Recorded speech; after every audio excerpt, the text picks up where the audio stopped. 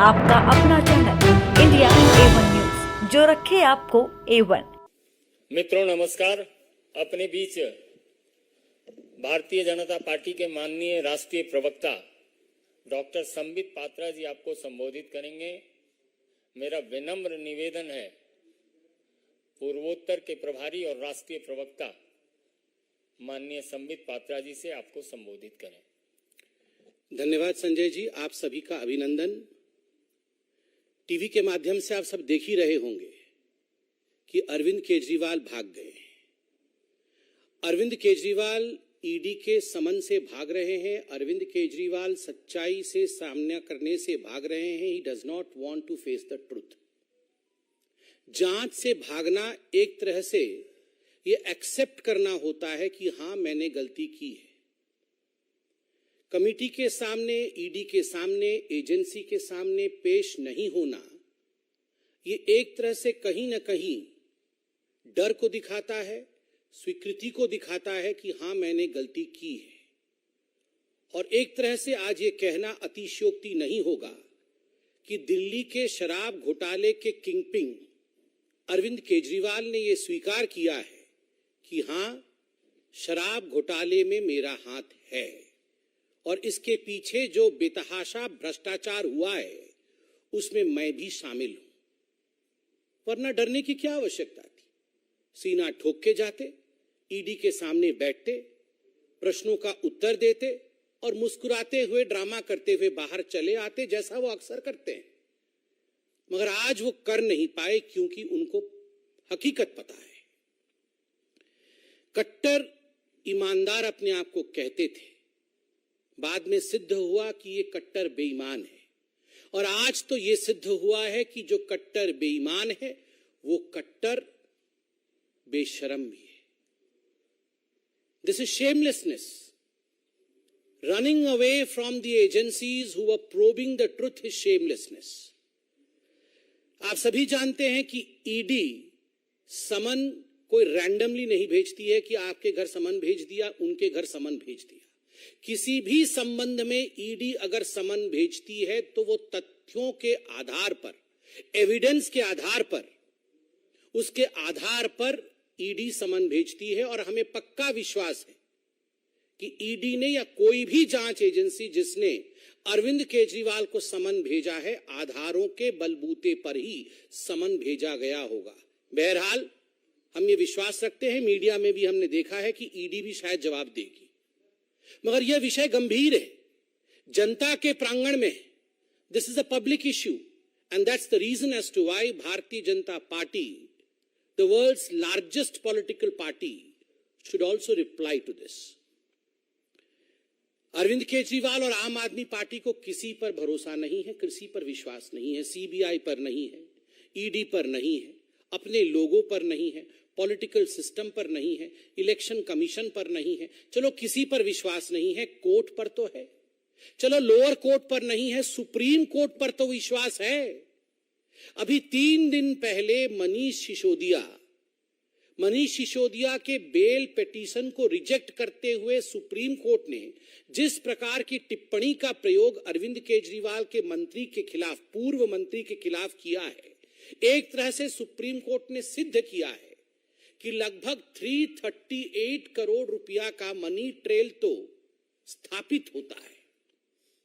ये जो liquor scam है, जो शराब घोटाला है, ये शराब घोटाला कोई 400-500 करोड़ का नहीं है, ये कई हजार करोड़ों का घोटाला है। परत दर परत खुलासा हो रहा है। मगर सुप्रीम कोर्ट में जब ये कहा जाता है कि लगभग 338 करोड़ रुपया का ट्रेल स्थापित होता है, तो आप सोचिए, जब टिप ऑफ द आइसबर्ग, जिसको अंग्रेजी में कहते हैं, एक छोटा सा हिस्सा ही इतना बड़ा है, तो पूरा ये लिकर स्कैम कितना बड़ा होगा। और इसमें अरविंद केजरीवाल जी की जांच होनी चाहिए या नहीं होनी चाहिए, ये आप डिसाइड करिए। आप मतलब जनता डिसाइड करिए। मुझे तो आश्चर्य लगता है, ये वही अरविंद केजरीवाल है, बगल में फाइल दबा करके ये रोज 4 बजे, जब राजनीतिक पार्टी नहीं थी तो प्रेस कॉन्फ्रेंस करते थे, आप ही लोग बैठे होते थे और प्रेस कॉन्फ्रेंस में कहते थे, आज मैं शीला दीक्षित के खिलाफ खुलासा करूंगा, आज मैं रॉबर्ट वाड्रा के खिलाफ खुलासा करूंगा, आज मैं सोनिया जी के खिलाफ खुलासा करूंगा, आज मैं लालू प्रसाद यादव के खिलाफ खुलासा करूंगा। मेरे पास ठोस सबूत हैं। और जब 5 बजे इनकी प्रेस कॉन्फ्रेंस खत्म होती थी तो अरविंद केजरीवाल कहते थे, खुला दरवाजा है मेरा, खुला दरबार है मेरा। मैं चैलेंज करता हूं लालू प्रसाद यादव से, मैं चैलेंज करता हूं रॉबर्ट वाड्रा से कि वो आए, मेरे प्रश्नों का उत्तर दे, तभी मैं इन्हें क्लीन चिट दूंगा। ये अलग बात है, अभी गलबैये कर रहे हैं इनके साथ घमंडिया अलायंस बनाया हुआ है।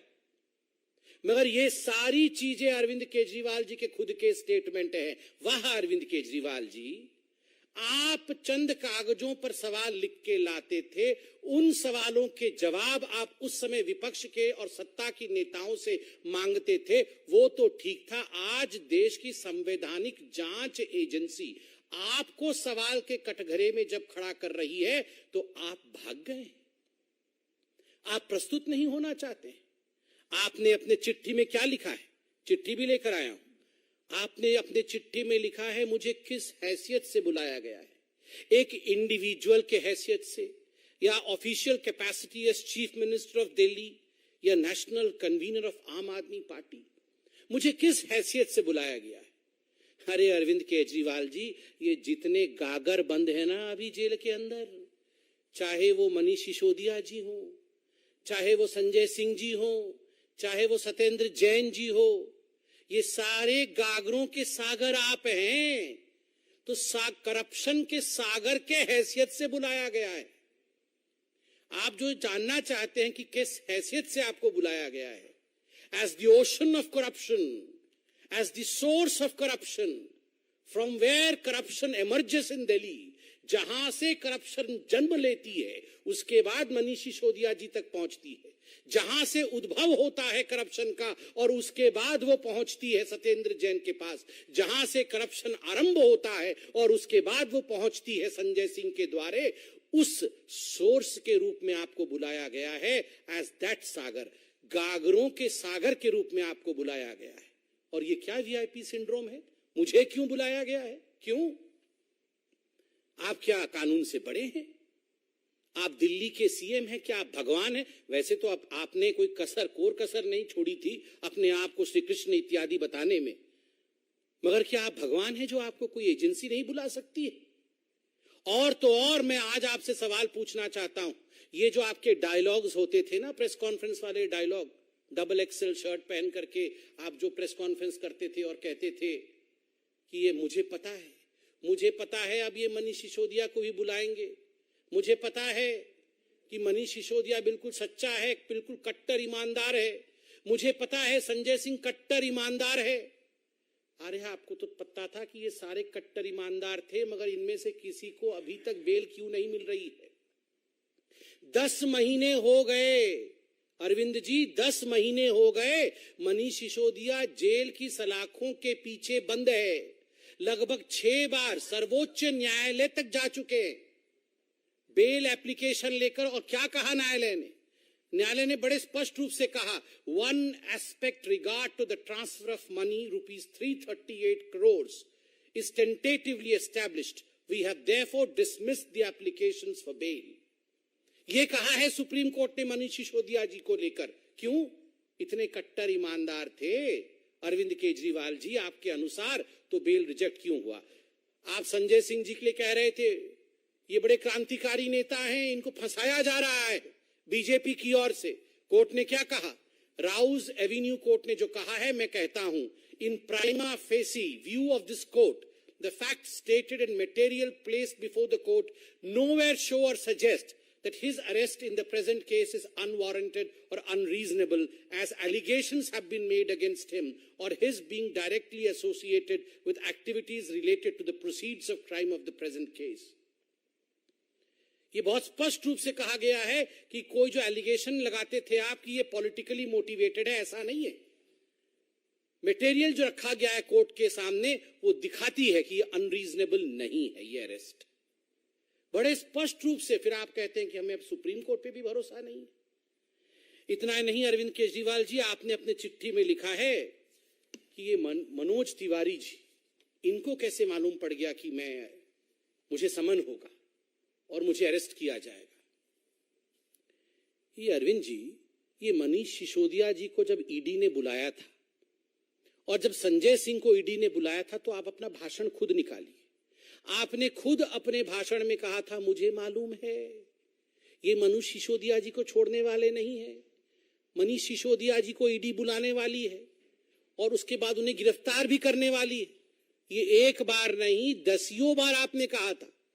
2 बार कहने के बाद जब ईडी ने समन नहीं किया, 2 बार कहने के बाद भी जब ईडी ने गिरफ्तार नहीं किया, तो आपने कहा लगता है डेट बदल गया है, मगर होने वाला है, होने वाला है। संजय सिंह के समय भी आपने कहा था, मुझे मालूम है ये संजय सिंह जी को भी छोड़ा नहीं जाएगा, संजय सिंह के घर भी ईडी जाएगी, छापा होगा, गिरफ्तारी होगी। क्यों? आपने ईडी को कहा था क्या कि संजय सिंह जी को और मनीष सिसोदिया जी की गिरफ्तारी हो?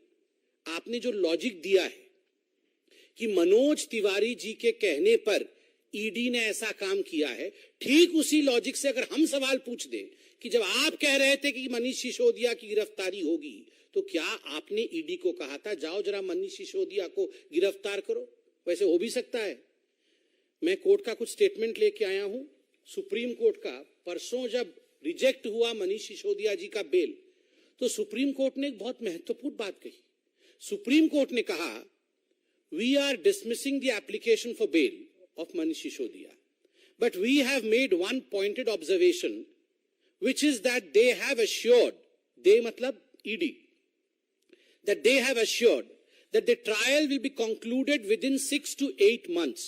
So within 3 months, if the trial proceeds sloppily or slowly, he will be entitled to file an application for bail.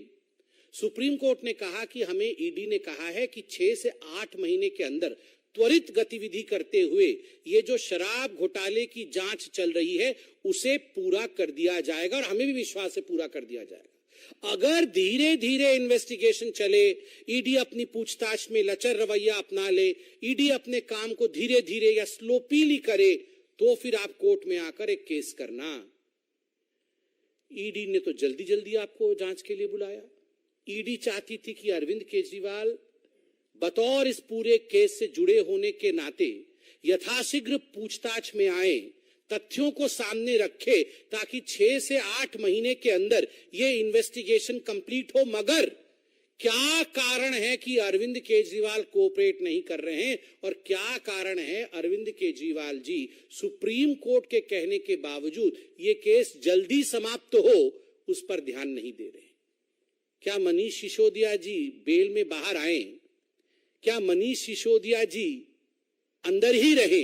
क्या चाहते क्या है आखिर ये आम आदमी पार्टी के सुप्रीमो अरविंद केजरीवाल जी? मुझे तो आश्चर्य होता है, उन्होंने अपने पैराग्राफ में यह भी लिखा है चिट्ठी में कि दिवाली आ रही है इसलिए मुझे छूट दे दी जाए, क्योंकि मैं गवर्नेंस में भी हूं, मैं चीफ मिनिस्टर भी हूं, 2 हफ्ते के अंदर दिवाली आ रही है। वाह, आज दिवाली आ रही है तो ईडी आपसे पूछताछ ना करे, उसके बाद क्रिसमस होगी 25 तारीख को तो ईडी आपसे पूछताछ ना करे, फिर 31 तारीख को तो आपको न्यू ईयर मनाना ही होगा तो ईडी आपसे पूछताछ ना करे, फिर संक्रांति भी आ रही है 14 जनवरी को तो फिर ईडी आपसे पूछताछ ना करे। केवल इतना ही नहीं, आपने कहा मिजोरम में, मध्य प्रदेश में, तेलंगाना में, इन 5 राज्यों में चुनाव है इसलिए ईडी हमसे पूछताछ ना करे क्योंकि मैं रोड शो करूंगा। मतलब ये सारे त्योहार जब खत्म हो जाएंगे उसके बाद 24 का चुनाव भी आ जाएगा। मतलब ईडी अरविंद केजरीवाल से पूछताछ ही ना करे, क्योंकि कभी होली है कभी दिवाली है, और इसके प्रिटेक्स्ट में अरविंद केजरीवाल जी ईडी से भाग रहे हैं। ये केवल एक्सेप्टेबिलिटी है कि हमने चोरी की है। भारतीय जनता पार्टी ने डे 1 से 7 सवाल पूछे थे अरविंद केजरीवाल जी से, मनीष सिसोदिया जी से, संजय सिंह से। आज भी मैं जनता की ओर से ये 7 सवाल, ये दिल्ली की जनता नहीं, पूरे हिंदुस्तान की जनता की ओर से, भारत की जनता की ओर से ये 7 सवाल दोहरा रहा हूं। अरविंद केजरीवाल जी, आप जहां भी आज रोड शो कर रहे हैं वहां से प्रेस कॉन्फ्रेंस करके जवाब दे दीजिए ना। आप इस दूध का दूध और पानी का पानी कर दीजिए। इन 7 प्रश्नों का जवाब देके, प्रश्न नंबर 1, क्या अरविंद केजरीवाल जी ये हकीकत नहीं है कि दिल्ली के एक्साइज पॉलिसी का इतिहास में पहली बार इस प्रकार का रवैया रहा कि जो शराब के ठेकेदार थे उनका कमीशन 5% से बढ़ा करके 12% किया गया। मतलब डबल से भी ज्यादा मुनाफा शराब के मित्रों को, शराब के ठेकेदारों को दिया गया और अपने राजस्व, दिल्ली के राजस्व पर कुल्हाड़ी मार करके ये किया गया। और यह भी बात सामने आई है कि इसमें से एक बहुत बड़ा हिस्सा पीछे घूम करके मनी ट्रेल के माध्यम से, मनी लॉन्ड्रिंग के माध्यम से आम आदमी पार्टी के अकाउंट में ही जा रही थी। दूसरा सवाल, जब आपने नई शराब नीति लागू की उससे पहले एक कमेटी बनाई गई थी एक्साइज डिपार्टमेंट के एक ऑफिसर राजीव धवन जी की अध्यक्षता में। उस कमेटी ने जो रिकमेंडेशन दिए थे कि होलसेल का काम सरकार को अपने पास रखना चाहिए, दूसरों को नहीं देना चाहिए, आपने एक्साइज डिपार्टमेंट के ऑफिसर के उस कमेटी के प्रावधानों को और उनके सजेशंस को दरकिनार करके न्यू एक्साइज पॉलिसी क्यों लागू किया, किसके फायदे के लिए किया? तीसरा सवाल, क्या यह हकीकत नहीं है अरविंद केजरीवाल जी कि आपने ब्लैक लिस्टेड कंपनी जिनको कभी ठेका नहीं देना था उनको भी आपने ठेका दिया? चौथा प्रश्न है, कैबिनेट के नोट के बिना, कैबिनेट के मंजूरी के बिना इन शराब के ठेकेदारों का, जिन्होंने आपको मोटा माल दिया था, उनका 144 करोड़ रुपया आपने लाइसेंस फी का माफ किया। आखिर क्यों माफ किया बिना कैबिनेट के रिकमेंडेशन के? पांचवा सवाल, ये न्यू एक्साइज पॉलिसी, नई शराब नीति आने से पहले अरविंद केजरीवाल जी किस प्रकार प्रेस कॉन्फ्रेंस करते थे? इतिहास हो जाएगा जी, पूरा विश्व देखता रह जाएगा, आपकी आंखें फटी रह जाएंगी, इतनी पैसे आ जाएंगे, इतने पैसे आ जाएंगे, इतना प्रॉफिट होने वाला है। फिर क्या कारण था कि 10 महीने के अंदर जैसे ही सीबीआई को नोटिफाई किया एलजी ने, आपने आनन फानन में बिना कैबिनेट की बैठक किए जिसको लागू किया था, उसी एक्साइज पॉलिसी को आपने वापस ले लिया? क्या कारण था और किस हैसियत में किया? इंडिविजुअल के हैसियत से, सीएम के हैसियत से, या फिर आम आदमी पार्टी के चीफ के हैसियत से? इसका भी जवाब दीजिए। छठा सवाल, ये सारा कुछ मैन्युफैक्चरर्स रिटेल में नहीं जाए, ये तो कानून है, आपने कानून को ताक में रखा, मैन्युफैक्चरर्स को रिटेल में भेजा, जिसके कारण कार्टेलाइजेशन हुआ या नहीं हुआ? इसका जवाब आप दीजिए।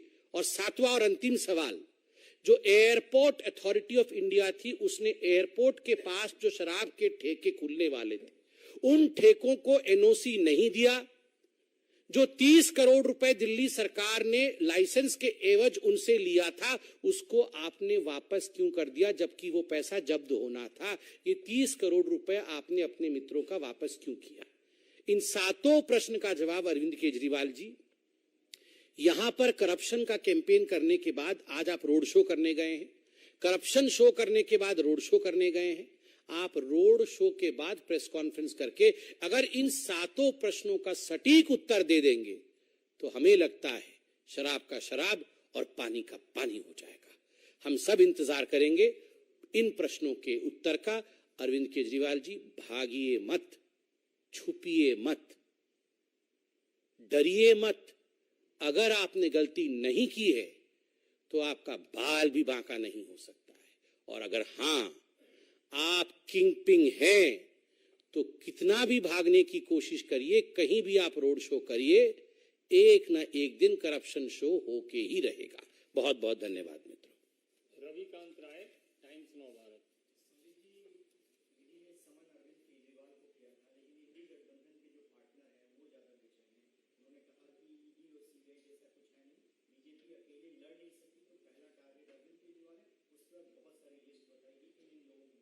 सब डरे हुए हैं ना, जिन्होंने मोटा माल कमाया ये सब डरे हुए हैं। आप मुझे बताइए, यही वो अरविंद केजरीवाल है ना जिन्होंने कहा था कि सोनिया गांधी के खिलाफ जांच होनी चाहिए? हिंदुस्तान की सबसे ज्यादा करप्ट लीडर कोई है तो सोनिया गांधी है। यही अरविंद केजरीवाल है ना जिन्होंने कहा था कि हिंदुस्तान का भ्रष्टतम नेताओं में से एक लालू प्रसाद यादव है।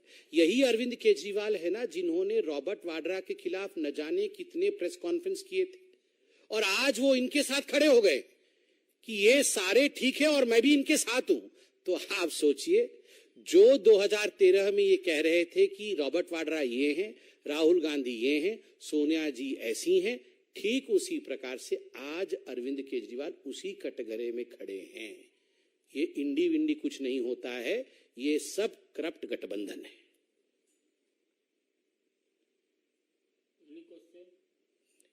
Thank you. पल्लवी।